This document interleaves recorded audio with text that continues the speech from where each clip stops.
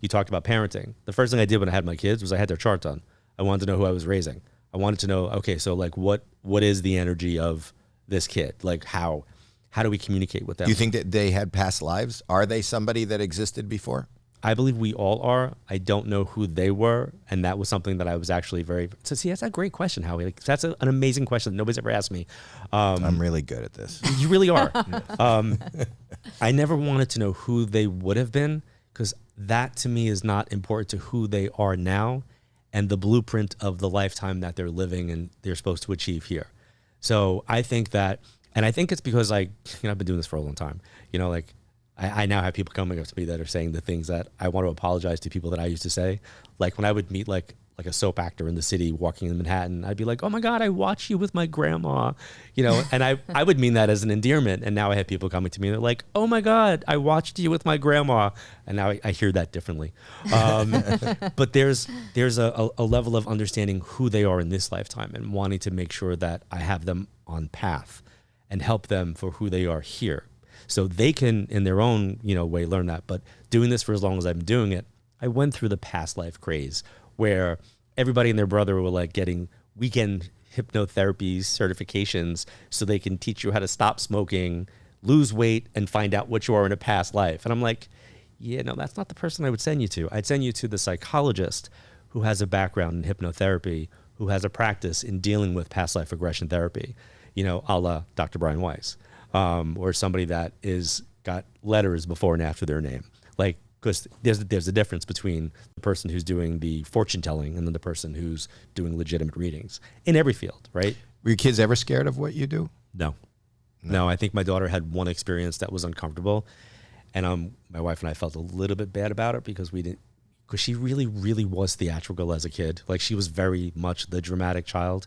Like, I have a very strong image of being like out in public in a restaurant, and she was like very performative, and just like I had that moment of like going, oh my God, like how did I have that child? Like how did the universe send me her? Like there had to be a mistake. Like this is not the child I should be raising.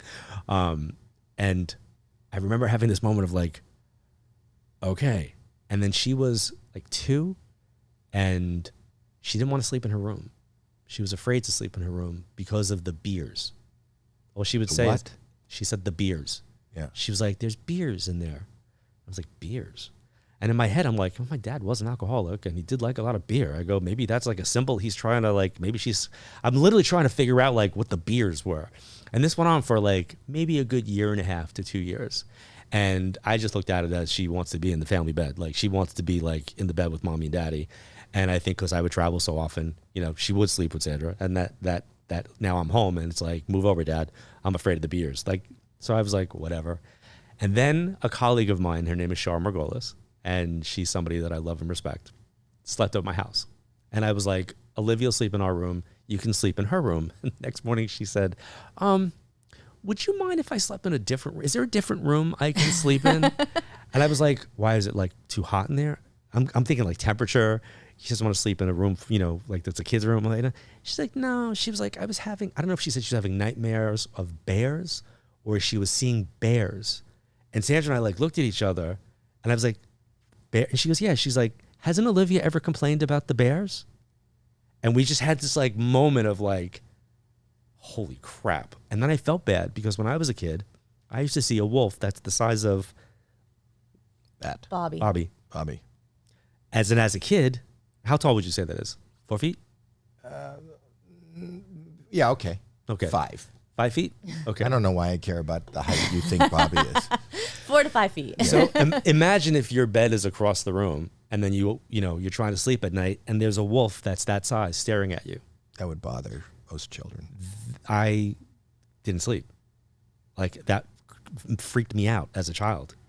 And then that's why I have a great understanding of kids being afraid of energy. Well, what was the meaning behind the bears or the wolf? So I now know, right, after years of doing this, that apparently we all have like a spirit animal or a spirit totem that we're connected to. Mine apparently was the wolf. Now, did I learn that at 16? No. I learned that close to 30 when I was doing a book signing and a shaman came to my event and I was sitting at a desk like this. And he walked up to me, hands me the book, and he looks to my left and smiles. There's nothing here. Like there's nothing visibly to me that I can see. smiles, and then he looks back at me and like nods. And I went, what? And he goes, I see you walk with the wolf in this life. And I can't explain it. I kind of became like a 5-year-old in front of this man because nobody believed me. My mother didn't believe me. My father didn't believe me. Nobody believed me. They all thought I wanted to get in their bed too, like that I didn't want to sleep in my big boy bed. And I was like, no, I loved my room. I loved my space. I just didn't love that there was a wolf in my room because he was the villain of all the stories as a kid. The big bad wolf was going to eat you. 3 little pigs, like right. That we had a similar story. You had a similar story. Not with a wolf. No, to the bears. The man with the beard. Oh, yeah, but it wasn't an animal. I didn't have a spirit animal, but we ended up moving, right? Because of the man.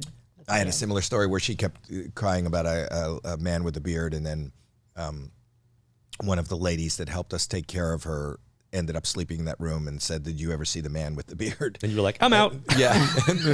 And then we were at another place, and there was a picture, and she started screaming, that's the man, that's the man. There was a picture of a man with a beard, and so I sold the house.